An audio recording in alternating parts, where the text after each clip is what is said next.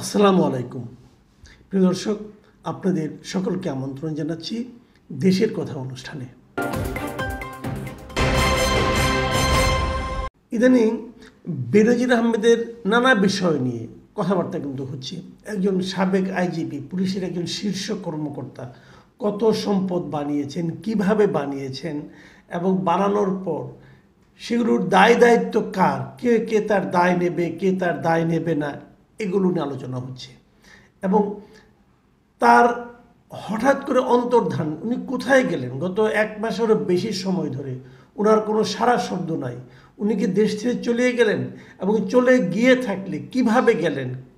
এবং সেটাকে কেন আটকানো হলো না তাকে, যার বিরুদ্ধে এত এত অভিযোগ, তাকে কেন থামানো হলো না? এই যে বিষয়গুলো, এগুলো নিয়ে নানা রকম আলোচনা চলছে।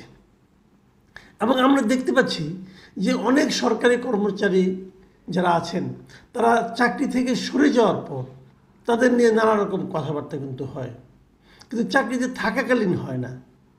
এবং একটা প্রশ্ন আরও উঠে, আমরা সবাই কিন্তু আশেপাশে দেখি যে একজন সরকারি কর্মকর্তা হওয়ার পর, বড় কোনো পদস্থ কর্মকর্তা হওয়ার পর তার সম্পদের কিভাবে বিকাশ ঘটতে থাকে। এবং এই বিকাশ ঘটাটা, দেখুন, আমাদের আইন কিন্তু আছে, আইনের প্রতিপালনটা হয় না। আমি এই জন্যই আজকে আপনাদের সবাইকে একটু জানাতে চাই যে আইনগুলো কি। সরকারি একজন কর্মচারী উনি কি আচরণ করবেন তার জন্য কিন্তু সরকারের একটা বিধিমালা আছে, যে বিধিমালাকে বলা হয় সরকারি কর্মচারী আচরণ বিধিমালা। এটা আপনারা পাবেন, বাজারে কিনতেও পাওয়া যায়, এটা কিনে নিলে আপনি পড়তে পারবেন যে একজন সরকারি কর্মচারী আচরণ কি হতে পারে। আমি এই বিধিমালাটা নিয়ে আজকে, বিধিমালার দুই একটা ধারা নিয়ে, এই ধরনের ঘটনার ধারা নিয়ে আমি আলোচনা করব। এই কারণে যে এটা আপনারা নিজেরা জেনে রাখুন, এবং যদি এই আচরণের সঙ্গে ভিন্নতা দেখেন তাহলে আপনি বুঝবেন যে ওই লোকটা আসলে করাপ্ট, ওই লোকটা আসলে দুর্নীতিবাজ, এবং তার বিরুদ্ধে ব্যবস্থা নেওয়ার জন্য আপনারা কিন্তু দাবিও তুলতে পারেন। আমি বেশি না, মাত্র কয়েকটা ধারা আপনাদের সংক্ষেপে পড়ে শোনাই। ধারাগুলো তো আইনের ভাষা, বুঝতে পারেন, ডিটেল বলা হয়, অনেক কিছু বলা হয়। আমি সংক্ষেপে গেলে একটু বলি আপনাদেরকে। যেমন সরকারি কর্মচারী আইনের বিধিমালার 11 নম্বর যে ধারাটা আছে, সেখানে বলা হয়েছে যে 2.5 লাখ টাকা বা তার অধিক মূল্যের স্থাবর অস্থাবর সম্পত্তি কিনতে হলে বিভাগীয় প্রধান অথবা সচিবের অনুমতি নিতে হবে।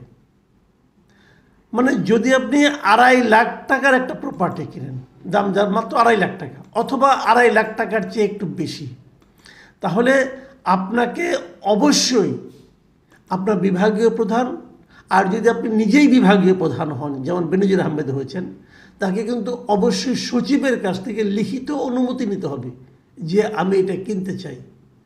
কত টাকা মূল্যের? 2.5 লাখ টাকা মূল্যের।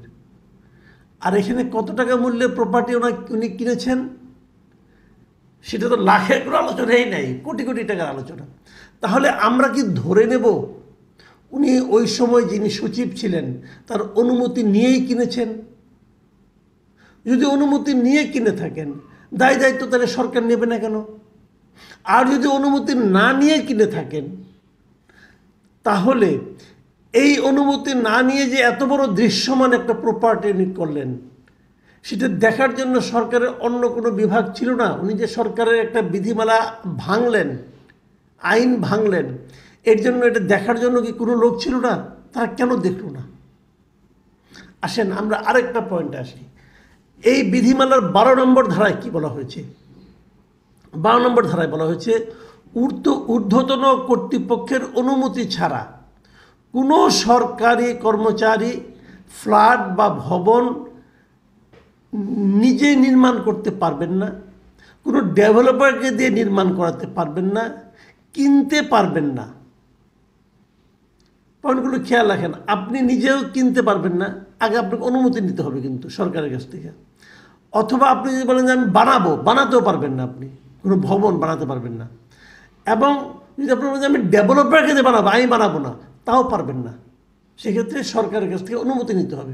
যখন আপনি অনুমতি নিতে যাবেন, অনুমতি চাওয়ার সময় প্রয়োজনীয় অর্থের উৎসের বিষয়টি কর্তৃপক্ষকে জানাতে হবে, আপনাকে ইনফর্ম করতে হবে যে এটা যে বানাতে গেলে আপনার যে টাকাটা খরচ হবে অথবা কিনতে গেলে যে টাকাটা খরচ হবে এই টাকাটা আপনি পেয়েছেন কোথা থেকে সেটা আপনাকে ইনফর্ম করতে হবে। তাহলে এই যে গুলশানে যে ফ্ল্যাটটা উনি কিনেছিলেন র্যাঙ্কন টাওয়ারে, যে টাকা দিয়ে কিনেন সেই টাকাটা তো 2.5 লাখ টাকার বেশি। পানির দামে কিনেছেন বলা হচ্ছে, পানির দামে কিনছেন ধরলাম, তাও তো 4টা ফ্ল্যাট কিনছেন মানে 2 কোটি টাকার উপরে দিয়ে, সেটা তো 2.5 লাখ টাকার চেয়ে বেশি। এটা কি জানাইছিল?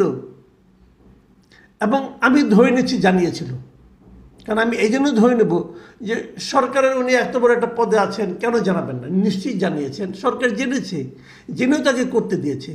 তো দায়িত্বটা সরকারের, ওই মন্ত্রণালয়ের সচিবের দায়িত্ব এটা।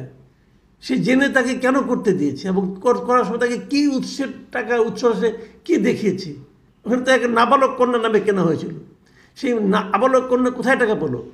আবার দেখেন, আমি আরেকটা ধারা পড়ি, 13 নম্বর ধারা। আমি কিন্তু 3টা ধারাই পড়বো, আর বেশি পড়ব না।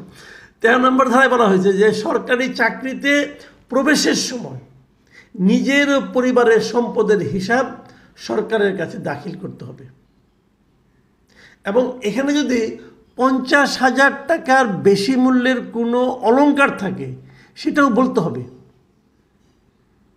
যদি তার বউর কোনো অলংকার থাকে যার দাম 50,000 টাকার বেশি, আজকাল যে কোনো অলংকারই কিনেন আপনি, কানের দুল কিনলেও তার দাম 50,000 টাকার চেয়ে বেশি হবে এবং সেই অলংকারের কথাও সেখানে উল্লেখ করতে হবে যে আমার এবং আমার পরিবারের এই অলংকার আছে। আর তারপরে এই 13(2)-এ বলা হয়েছে প্রতি 5 বছর পর পর এই সম্পদের হিসাব দিতে হবে যে কতটুকু বাড়লো, কতটুকু হ্রাস বৃদ্ধির হিসাবটা যথাযথ কর্তৃপক্ষের মাধ্যমে সরকারের কাছে দাখিল করতে হবে। এগুলি কিন্তু লিখিত নিয়ম, কিন্তু আইন, কিন্তু এটা আপনাকে আইনটা মানতে হবে। তো এই আইনের কোনোটাই কি বেনজির সাহেব মানছেন? রাখেন বেনজিরের কথা, অন্য কেউ কোনো সরকারি কর্মকর্তারা মানে কে মানে? আপনি দেখেন তো আপনার আশেপাশের একজন ওসি, থানার ওসিও কি মানে? এইভাবে দেশ চলছে, এভাবে দেশকে চলতে দেওয়া হচ্ছে। আরেকটা কথা বলে নেওয়া ভালো যে পরিবার বলতে কি বলা হয়েছে, এটাও এখানে কিন্তু উল্লেখ করা হয়েছে যে পরিবার বলতে আপনি কী বুঝবেন। পরিবার হলো তার স্বামী বা স্ত্রী, তার সন্তান, এদেরকে বলা হচ্ছে পরিবার। এবং তার উপর নির্ভরশীল অপর কোনো ব্যক্তি যদি থাকে, তার টাকায় চলে, তাহলে সেও তার পরিবারের অংশ। তো এইভাবে যদি আপনি দেখেন তাহলে আপনি দেখবেন বাংলাদেশের সরকারি কর্মচারী যারা আছেন, যারা উচ্চপদস্থ সরকারি কর্মচারী বলেন, আপনার একটা উপজেলা নির্বাহী অফিসার থেকে শুরু করেন, আপনি যে কোনো বিসিএস পাস করা যে সমস্ত সরকারি কর্মকর্তা আছেন তাদের কথা, মানে ক্যাডার সার্ভিস, তাদেরকে ধরেন, পুলিশের যে কোনো কর্মকর্তাকে ধরেন, আমি তো বলবো এবং আমি মানে দায়িত্ব নিয়েই বলছি 90% সরকারি কর্মচারী তাদের এই বিধিমালা লঙ্ঘন করে থাকেন। তো এমন একটা দেশে আমরা আছি যে দেশের 90% সরকারি কর্মচারী নিয়ম মানেন না, আইন মানেন না, দুর্নীতি করেন। কারণ এই আইন অনুযায়ী এই বিধিমালার কোনো একটা ভাঙলেই তাকে আপনি দুর্নীতিবাজ হিসাবে অভিহিত করতে পারেন। কি জবাব দেবেন? কারা দুর্নীতিবাজ নয় বলুন তো, এবং তার ব্যাপারে কি ব্যবস্থা নেওয়া হচ্ছে? প্রিয় দর্শক, এখন এই পর্যন্তই। আল্লাহ হাফিজ।